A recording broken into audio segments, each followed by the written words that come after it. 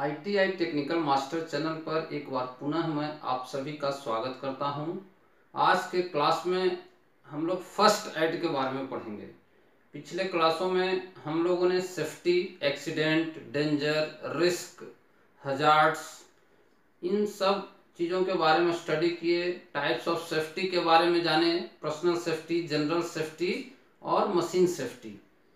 इसके आधार पे अपने दिमाग में कुछ न कुछ एक आइडिया आया होगा कि रिस्क को कैसे असिस्ट करेंगे, वर्कशॉप में कैसे पहचानेंगे कि यहाँ पे हैजार्ड्स हो सकता है, यहाँ पे कुछ रिस्क है, और उस रिस्क को असेसमेंट करके उसके आधार पे उसका अवलोकन करके उससे बचने का उपाय हम लोग कर सकते हैं। बावजूद इसके कुछ न कुछ जगहों पे किसी की भी गलती हो या अनसेफ एक्शन हो, अनसेफ कंडीशन हो, कोई न कोई कारण से, चूंकि एक्सीडेंट का मोस्टली दो ही कारण है, आपके द्वारा किया गया अनसेफ एक्शन और अनसेफ कंडीशन। कुछ भी कारण हो, अगर किसी कारणवश एक्सीडेंट हो जाता है तो हर एक इंडस्ट्रीज के अंदर, हर एक कारखाना के अंदर, हर एक पब्लिक प्लेस क्लब के अंदर जहाँ पे लोग इन्वॉल्व हैं और कुछ डेंजर होने की संभावना रहती है, फर्स्ट एड की व्यवस्था रहती है। फर्स्ट एड बॉक्स आप देखे होंगे, आजकल छोटे से छोटे बस के अंदर भी फर्स्ट एड बॉक्स रखा रहता है।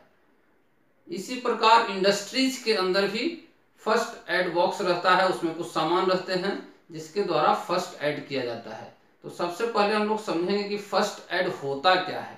फर्स्ट एड एक तरह का एक्सीडेंट के बाद जल्दी से डॉक्टर्स की अवेलेबिलिटी नहीं होती है, हर जगह वर्क प्लेस पे या कहीं पे डॉक्टर्स अवेलेबल नहीं होते हैं, डिस्पेंसरी और हॉस्पिटल नहीं होता है, तो वर्क प्लेस पे पेशेंट को दिया जाने वाला प्रथम उपचार फर्स्ट एड कहलाता है। क्या होता है फर्स्ट एड? फर्स्ट एड जिसको हम लोग हिंदी में प्राथमिक उपचार कहते हैं। प्राथमिक उपचार, तो इसमें जैसा नाम से ही हम लोग समझ रहे हैं, प्राथमिक मतलब एक्सीडेंट के तुरंत बाद आपके साथी वर्कर या कलीग या आसपास के लोगों द्वारा दिया जाने वाला जो उपचार है उसको हम लोग फर्स्ट एड कहते हैं। यह डिपेंड करता है कि रोगी या एक्सीडेंटल विक्टिम कैसा है, किस कंडीशन में है, इसको समझना चाहिए। और फर्स्ट एड करने के लिए भी प्रत्येक इंडस्ट्रियल वर्कर को फर्स्ट एड करने की ट्रेनिंग दी जाती है, और इससे संबंधित ITIs के अंदर बहुत सारे क्वेश्चंस आपको पूछे जाते हैं। इसीलिए मैं कुछ मुख्य चीजें यहाँ पे आपको बताऊंगा ताकि आपका रिक्वायरमेंट पूरा हो सके। सबसे पहले है फर्स्ट एड का मतलब, उसका बाद है first aid box. First aid box plus का निशान वाला बॉक्स देखे होंगे, रेड कलर का प्लस का उसके ऊपर निशान रहता है। उसके अंदर क्या क्या चीजें होनी चाहिए फर्स्ट एड की रिक्वायरमेंट के लिए? जैसे घाव लग गया, कटना छटना, तो उसके अंदर घाव साफ करने के लिए रहेगा डिटॉल रहेगा, सेवलॉन रहेगा, बीटाडिन रहेगी, सोफ्रामाइसिन रहेगी, इस तरह का कॉटन रहना चाहिए, बैंडेज होना चाहिए ताकि उसको बांधा जा सके। इसके अलावा जैसे लूज मोशन वगैरह हो गया या फीवर हो गया तो उसके लिए, या गिरने से कहीं तेज दर्द हो गया तब उसके लिए ब्रूफेन दर्द के लिए, और आपको फीवर के लिए कालपोल वगैरह होना चाहिए। इस तरह से जो बेसिक रिक्वायरमेंट वाली मेडिसिन्स हैं वो होनी चाहिए। इसके अलावा आयोडीन, टिंचर आयोडीन रहती है। कुछ लाइट के लिए अरेंजमेंट होना चाहिए ताकि आप लाइट से कुछ अगर देखना चाहें तो लाइट के लिए होना चाहिए। इस तरह से उसके अंदर कुछ बेसिक रिक्वायरमेंट है जो फर्स्ट एड बॉक्स के अंदर रखा जाता है। उसके अलावा फर्स्ट एड बॉक्स का मैनुअल भी होता है, इसमें क्या क्या चीज़ें हैं, किस रोग में क्या क्या चीज़ें दिया जाता है, ये सब चीज़ें भी आपको होनी चाहिए। नहीं तो जनरली हम लोगों को इसका आइडिया रहता है, या जो भी काम करने वाले हैं इंडस्ट्रीज के अंदर उनको इसकी ट्रेनिंग दी जाती है। तो किस तरह का प्रॉब्लम आ सकता है इसके बारे में एक प्राइमरी हम लोग व्यू ले लेते हैं। जैसे कि कटने छटने से ब्लड ब्लड ये हो रहा है, ब्लड डिस्चार्ज हो रहा है तेजी से, तो उस कंडीशन में अगर पेशेंट होश में है तो ब्लड रोकने की कोशिश करना चाहिए। जिस जगह से ब्लड डिस्चार्ज हो रहा है उस पार्ट को, जैसे फिंगर से हो रहा है, हाथ से हो रहा है, तो हाथ को ऊपर करने की कोशिश करनी चाहिए। और जिस पार्ट में है, जैसे पैर में है, तो पैर को बॉडी लिटा देना चाहिए और पैर को थोड़ा बॉडी पार्ट से ऊपर करना चाहिए। दबा करके, हैंड से दबा करके, हाथ से नॉर्मली प्रेस कर सकते हैं, साफ कपड़े के द्वारा उसको प्रेस कर सकते हैं, और कोशिश करना चाहिए कि ब्लड यथाशीघ्र रुक जाए। ठीक उसी प्रकार अगर कोई डैमेज हो जाती है, जैसे हड्डी टूट जाना या पैर अकड़ जाना, इस तरह का कंडीशन है, या हड्डी टूट के झूल रहा है, तो उस कंडीशन में आपको बांस की खपची वगैरह रहती है, या बांस का जो भी है, जो भी आपके अवेलेबल, उसको बांध देना चाहिए। दोनों साइड से लगा करके उसको सपोर्ट देकर बांध देना चाहिए, ताकि वो हिले डोले नहीं, दर्द का एहसास नहीं हो। दर्द हो तो पेन किलर भी आप दे सकते हैं, पेन किलर दे दीजिए। और जल्दी से जल्दी कोशिश करना चाहिए कि हेल्प आपको मिले। इसके लिए भी एक टेक्निक है, जल्दी से जल्दी आप पेशेंट को खुद से ट्रीटमेंट नहीं कर सकते हैं, इसीलिए या तो डिस्पेंसरी एम्बुलेंस मंगवाइए और डिस्पेंसरी जो नियरेस्ट है वहाँ पे ले जाने की कोशिश करना चाहिए।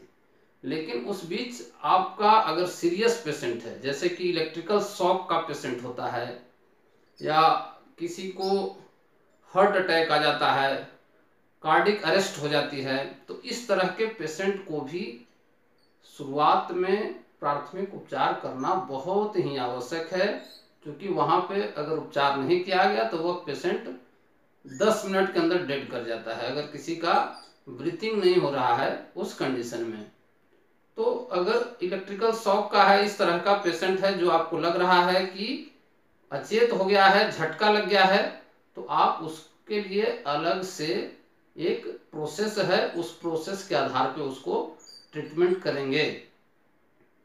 नॉर्मली अगर आर्टिफिशियल रेस्पिरेशन नहीं हो रहा है, पहले आपको देखना है पेशेंट के पास जा करके कि उसे सांस लेने में दिक्कत हो रही है कि नहीं, सांस ले पा रहा है कि नहीं ले पा रहा है।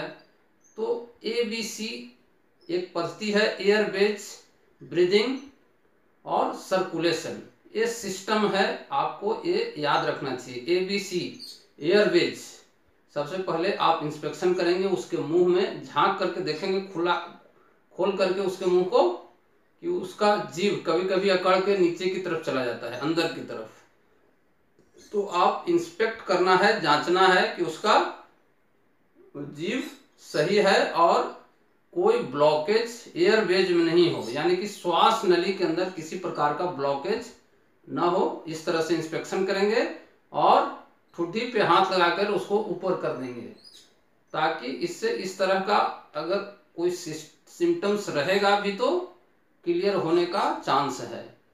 उसके बाद आप उसकी छाती को देखेंगे और फील करेंगे, आप उसके श्वास को फील करिए, उसकी छाती को देखिए और पता करिए कि उसमें आर्टिफिशियल ब्रीदिंग देने की आवश्यकता है क्या, यानी कि वो सांस ले पा रहा है कि नहीं ले पा रहा है। अगर नहीं ले पा रहा होगा तब आपको उसको ब्रीदिंग देने की आवश्यकता पड़ेगी। और थर्ड है उसका ब्लड चल रहा है कि नहीं, ब्लड सर्कुलेशन, ब्लड सर्कुलेशन भी एक इम्पॉर्टेंट है। अगर ब्रीदिंग नहीं हो रही है और ब्लड सर्कुलेशन हो रहा है तो ब्रीदिंग का उपाय करना चाहिए। तो आर्टिफिशियल ब्रीदिंग करने के लिए 3 तरीका है, ये भी कभी कभी पूछता है। आर्टिफिशियल जो सांस हम लोग देते हैं उसको 3 तरह से दिया जाता है, ठीक है। तो फर्स्ट एड में सांस देने के लिए 3 तरह से हम लोग देते हैं। सेफर मेथड, सेफर मेथड, दूसरा सिल्वेस्टर मेथड, और थर्ड होता है लोबोर्ड मेथड। ये याद रखिएगा, ये 3 चीज आता है, शेफर, सिल्वेस्टर और लोबोर्ड। ये विधि है, यानी कि अगर किसी व्यक्ति का सांस उखड़ गया या सांस नहीं ले पा रहा है, ब्रीदिंग नहीं हो पा रही है, तो आप उसे ये तरीका अप्लाई कर सकते हैं। जिसमें शेफर मेथड में क्या होता है, शेफर मेथड में जो विक्टिम है, जो पेशेंट है, उसको पेट के बल सीधा लेटा देना है प्लेन सरफेस पे, और उसका एक सिर एक साइड में करके उसके पिछले भाग, जो छाती का मध्य का पीछे वाला हिस्सा है, उस पे कमर के पास बैठ करके प्रेस करना है आपको। अगर इस विधि से किया जाता है तो उसको हम लोग शेफर मेथड कहते हैं। और सिल्वेस्टर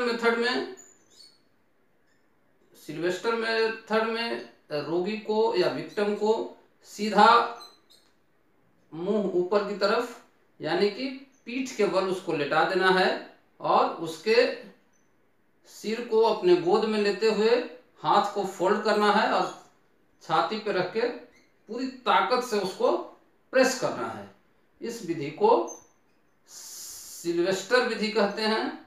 और थर्ड विधि है लोबोर्ड, यानी कि माउथ टू माउथ, यानी कि मुंह से उसको श्वास देना है, कोशिश करना है। इस विधि को हम लोग लोबोर्ड विधि कहते हैं। ये 3 विधि आप लोग याद रखिए। इसके अलावा एबीसी आपको याद रखना है। एबीसी क्या होता है? एबीसी में आपको पहले ही बोला गया एयरवेज,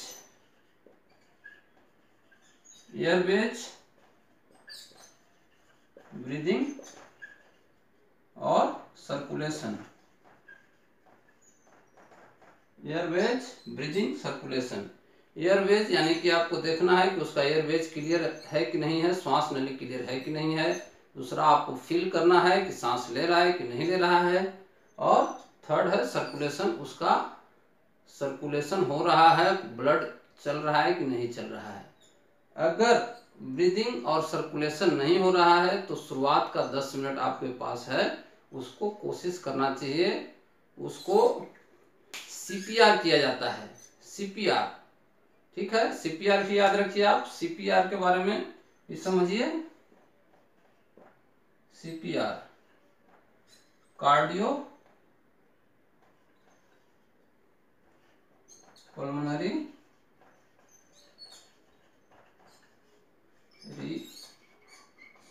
रिसस्टिटेशन, कार्डियोपल्मोनरी रिसस्टिटेशन दिया जाता है। इस तरह से उसके ब्रीदिंग को हम लोग रिवाइवल की कोशिश करते हैं। जितना जल्दी ये एक्शन लिया जाएगा उतना जल्दी विक्टिम है उसको रिकवर होने का चांसेस बनता है। इसीलिए प्रत्येक व्यक्ति को इंडस्ट्रीज के अंदर या कहीं भी कम से कम उसको प्राथमिक उपचार के बारे में जानकारी होनी चाहिए। एक अन्य तकनीक है आजकल मॉडर्न, DRS ABCD। ये भी याद रखिएगा आपको, DRS ABCD, DRS ABCD। DRS का मतलब है डेंजर, और R का मतलब है रिस्पॉन्स, S का मतलब है साउट फॉर हेल्प, और ABC का वही, A का मतलब एयरवेज, उसके बाद ब्रीदिंग और सर्कुलेशन, और D का मतलब है डिफिब्रिलेटर,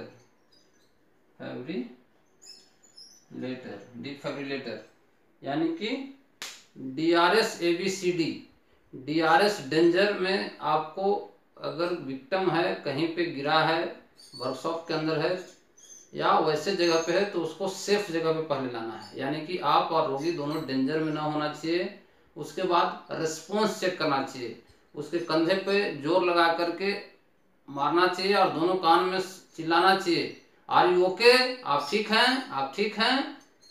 उसके बाद किसी और पर्सन अगर आपका कोई है तो जल्दी से जल्दी एम्बुलेंस बुलाने के लिए या डॉक्टर्स हेल्प के लिए सहायता लेने की कोशिश करना चाहिए, यानी कि जल्दी से जल्दी आपको मेडिकल असिस्टेंट के लिए प्रयास करना चाहिए 3rd नंबर पे। उसके बाद एयरवेज आपको चेक करना चाहिए, वैसे ही ABC वाला टेक्निक के माध्यम से एयरवेज देखना चाहिए है कि नहीं है, ब्रीदिंग हो रहा है कि नहीं हो रहा है, सर्कुलेशन ब्लड सर्कुलेशन हो रहा है कि नहीं हो रहा है, और डिफेब्रिलेशन करना चाहिए। एक डिफेब्रिलेटर मशीन होती है जिसके द्वारा उसको शॉक दिया जाता है, तो ये हर जगह डिफेब्रिलेटर मशीन हो सकता है कि ना हो तो आप CPR दे सकते हैं, उसको CPR दे करके कोशिश करना चाहिए कि उसमें जो सर्कुलेशन या ब्रीदिंग का प्रॉब्लम है वो ठीक हो सके। अगर आपको यह नॉलेज अच्छा लगा हो तो आप इसे लाइक करें, शेयर करें ताकि ITI के बच्चे, ये चूंकि ITI के आधार पर वीडियो बनाया गया है, ITI के सिलेबस के अनुसार बनाया गया है, तो ITI के बच्चों को बीच में शेयर कर दें और इस चैनल को सब्सक्राइब न किए हो तो सब्सक्राइब कर लें। Thank you very much.